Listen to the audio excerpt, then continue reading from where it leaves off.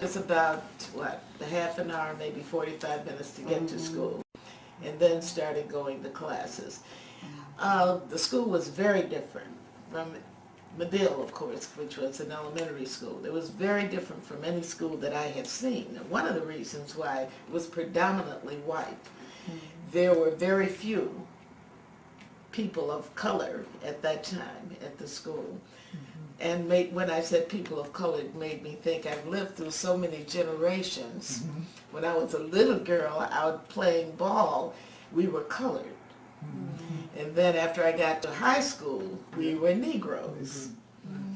So this, it's really phenomenal to know that you've lived through so much that you didn't think you were living through. Well, let me tell you, Marshall High School was famous Yes. for their basketball Yes. players. When I was in Yes. Germany, at the military, it was a guy there that played basketball for Marshall High School, and we really honored him. And now, at this day, in the year 2000, Yes. the girls are playing good, and they're just great with that. I didn't know too much about it, but Oscar's friend is a principal. He was a principal at Marshall High School. Okay. So one thing I wanted to ask you, what advice can you give to the public to uplift their morale? Since you studied psychology, I've studied a lot of psychology also. So what advice can you give to the public to uplift, because we have a low morale from all of this going on? Well, yes, and it's an example of the feelings in the community, the violence that's happening out in the street. We've been violated for hundreds of years. It began when they stole us from the continent of Africa, brought us over here and enslaved us, and then began to rename us. We didn't even know that we were African people. We thought we were Negroes, and whatever that is, and where does a Negro come from? So we've experienced a lot of oppression, a lot of racism, and the racism is not just individual racism, it's in the systems, it's institutionalized. So everywhere we go, there's oppression of people of color, particularly us, because we're the darkest people of color, and because they enslaved us for so many years.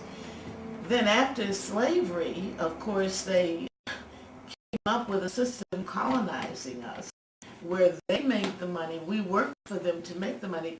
Enslavement was primarily for us to be oppressed, and right now the prisons being crowded with African people, African American people. The only way to have slavery again is to incarcerate people. So do you see what's happening? Yeah, I see what's happening. They're bringing back slavery. When I was a kid, I wanted to know what the word Negro meant. And I think my teacher, someone told me it meant black. I think that's when I was in 3rd grade. But the voices of the slaves, they were taught to call each other nigger. Because that's what the white man called you. Nigger, do this, nigger, do that. Exactly. And so when black people talked, when I was a little girl coming up, when black people called each other nigger, they called playing with them, joking with them, saying nigger, and sometimes they called them nigger when they mad. They don't know what to do that for, you know? So they had two meanings for a nigger, but they would take that off of each other, but don't let a white person call them nigger after the slavery time. Those are fighting words. If a white, but they can understand another black calling them that. So another thing I wanted to know, what can we tell our youth today? What do you think we can tell our youth Well, today? our youth are asking us to talk to them. They say they don't know any history. They don't even know what the civil rights movement was about. We are not talking to our youth. We're not setting limits for them. We're not disciplining them. And they need that, and they definitely need support of spirituality. I totally agree with that. But I don't think that we can rely on other people, on other ethnic groups, on other cultural people to teach our children. We have to teach our children because we know what it means. And we stand on our ancestors' shoulders. We stand on the ancestors' shoulders, and we carry a lot of the ancestral spirit in us. That's right. We need to give it to And the our first children. thing they did when we came over here, they took the drums from us. Yes. We are musical people. Yes. Our spirits are Yes. filled up with music. Yes. We can Yes. hear music and just, we feel it, and we do that. They took those drums, our source of communication, away. Now this Yes. new generation making up a source of a communication, but it's a negative source of communication. But They're negative with their rap. They're negative negative with their rap and calling girls all kind of names and everything. Right. So that's something that we need to work on with the children. We're kind of late. We're kind of late. I understand that some of the youth are saying, if you object, why didn't you object when we first started? Why didn't you tell us not to say this? Why didn't you tell us not to sing this? Why don't you tell us what we should do? Where have you all been? Doctor, I want to tell you something. Where we were spoiling our, That's what I I want to say. totally agree. I totally agree. we were spoiling our Yes. children. Yes. And now the grandchildren don't know which way to. Yes. So, And there's no Yes. agenda Yes. for them. I would Yes. like to know from some young person or people, what's your agenda? What's your agenda? How are you going to make things better in America? How are you going to stop the gang, how are you going to come together? See, you came together in the 60s, why can't you come together But now? they didn't. We were the ones that came together. They don't. I mean, we can- I have we so can- many yeah. grandparents together. that I talk to just say their grandkids is just out of it. They have been so spoiled. Why did we spoil our children? Because after coming out of slavery time and saying yes we can and made it up to the top doing this and that, we forgot. We decided we do not want our kids suffering. We're just going to give them this, we're going to give them that. We're not going to let them think. Right. They can't think straight. Oh, Lord have mercy, Jesus. I know it just strikes your heart, doesn't it? It You touches see my heart. And see, I think we struggle so much to be aware, to have money, to have property, to have cars, all these things we fought for. And we thought, well, we're not going to let our children go through that. We'll make it easier for them. And you can go here. And there was a time when we all went to black universities and black colleges with black teachers teaching us black history as they taught us whatever else. That's right. But if you go to another cultural institution, they're going to teach you how no good black people are, how inferior black people are. That's what we're paying, thousands of dollars for them to tell us that, and then to disrespect our parents. You're right. So, when you raise a black child, the first thing is respect. Elders, don't call Miss Jane by Jane. Call me. Miss Jane is married to Mr. Hand. Yeah. You know what I'm saying? Yeah. So we taught these things from kindergarten and first grade. I had all African American teachers. They valued me, I valued them. They introduced me to things that I needed to learn that my parents didn't know how to teach me.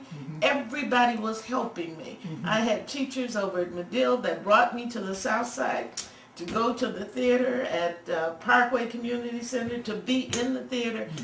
Expanded my life, expanded my worldview, and taught me, look, black people are smart. It's not just my father with a 3rd grade education or my mother with a 9th grade education. Look at these people. They're like me. I agree, because I love my teacher, Mrs. Cunningham from Willard School, that took us to the park to pick the leaves and learn what type of leaves they were from different trees. She taught me how to sing in French. She taught me how to do the Scottish dance. She just put her whole self into the black kids, and she was a black teacher. And I have so much love in my heart. I write about her in my book about 47th Street, about Miss Cunningham and how much I love her. I was thinking about a word that Oscar had used when we started writing our book, Chicago Now and Then, how when the black people want to show off, Yes. see, we want to show off after we got out of slavery. They live here in Chicago, they'll rent a car and drive it back to the South and pretend they doing, living it up and everything. And that just went right on down into our generation of children. And they started treating their kids like that. And now we look like we got kids that's so spoiled, they do not know if they're coming or going. Can you remember that word that you used for that, Oscar? A person that's showing off, pretending they have something they haven't got when they go back down south. Extemporaneous consumption. What is it? Extemporaneous consumption. Extemporaneous consumption. Doctor, you know, Some kind of consumption. Yes, sir. Yes, Don't forget, I had 3 years of psychology. I just wanted to be a master in something when you're else. showing off, are you going I to know you would say that all the time. Yeah, I know what you're talking Look about. at her showing temporary consumption? Temporary Consumption. consumption. consumption. Okay, now I'm going to give it to Oscar, let him talk before we end it with a prayer, and I want to thank you so very much, We want to thank you very much for coming. and for your information, and it's just so great. It touched my heart. It makes our magazine children. much better, you know, because let people know what we're about. Right, right. Yes, well, about what has happened here, ladies, about how we live, and we have to talk about what the future lies.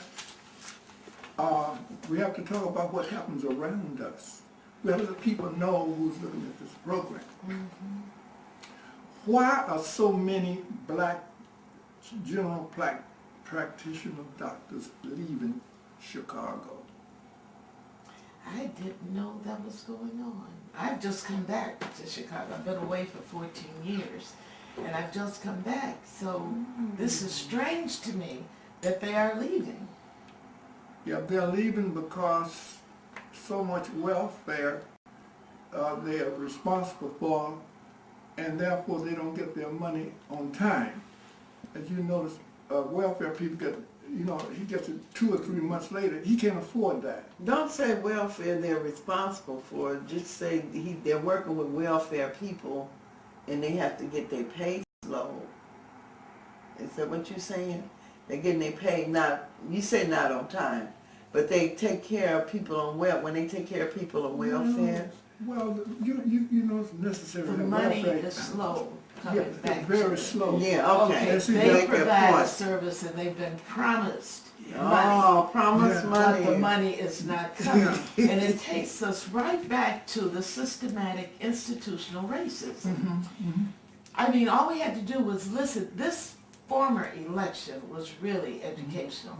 We could see the Republicans and we could hear what they had to say. Lord, And goodness. still, Romney and what's his Boyner, they're still talking about, Sore losers. well, we're not cutting the taxes of the 1%. We're going to cut the middle class is already sinking. That's right. So when they finish cutting the middle class taxes, we're all going to be ready for welfare because we're going to be broke. You're absolutely right, Doctor. That's what, it's You're racism. absolutely The whole right. system, every educational institution, they are closing 5 elementary schools like in Hyde Park area. Now, Hyde Park area. Now, they have closed most of the schools in the Cabrini Green area, even though there's no more Cabrini Green. Right. They're, what is it, gentrification? Yeah. They're putting up new houses and houses that we could never afford, but they're closing those schools. And when the other people move in, they're going to build new ones for them because they're renting the public schools out to the charter schools. That's right. So you I just want you to see the whole picture. These Yeah. kids are saying, I'm sick of this. Why aren't they doing something? That's correct.